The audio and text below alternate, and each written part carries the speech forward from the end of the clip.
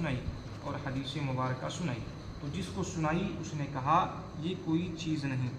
یہ کوئی چیز نہیں، یعنی قرآن عظیم اور حدیث پاک کی کوئی چیز نہیں، تو اب اس کے متعلق کیا حکم ہے، کیا وہ مسلمان رہے گا یا نہیں رہے گا؟ تو اس کے جواب میں فرمایا ولید مسلمان نہ رہا،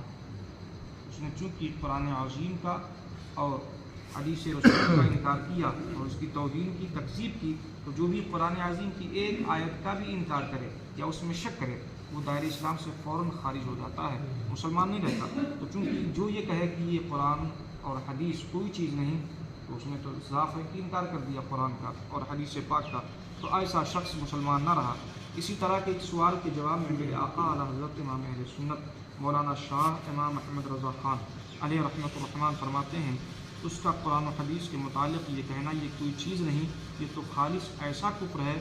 جس پر مرتدوں والے احکام جاری ہوتے ہیں، لہذا اس پر تجدید اسلام ضروری، اور مسلمان ہو کر عورت کی رضامندی سے دوبارہ اس سے نکاح کرے، اگر اس سے نکاح پر راضی نہ ہو تو بیوی کو اختیار ہے کہ وہ عدت پوری کر کے کسی اور سے اپنی مرضی کے مطابق نکاح کر لے، اللہ سبحانہ و تعالی عالم۔ یعنی جس نے اس طرح سے کہا تو اب اس پر ضروری ہے کہ اسلام تجدید اسلام کرے،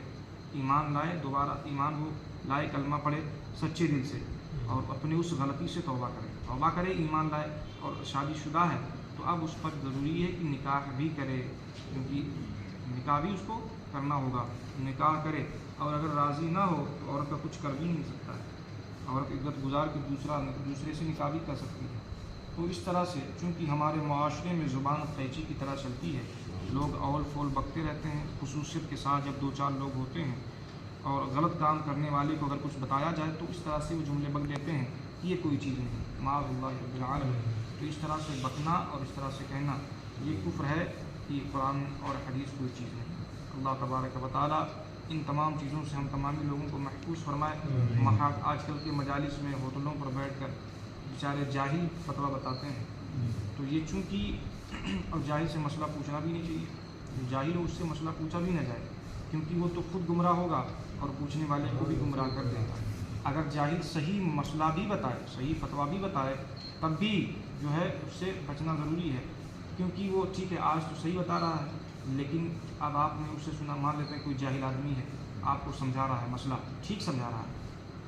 آج تو صحیح سمجھا لے گیا، لیکن دھیرے دھیرے اس کا من بڑھ جائے گا کہ دیکھو ہم بھی عالم ہو گئے ہیں اور لوگ ہماری بھی بات سنتے ہیں، تو دھیرے دھیرے وہ ایسا کرے گا کہ غلو کر جائے گا، حد سے زیادہ بڑھ جائے گا۔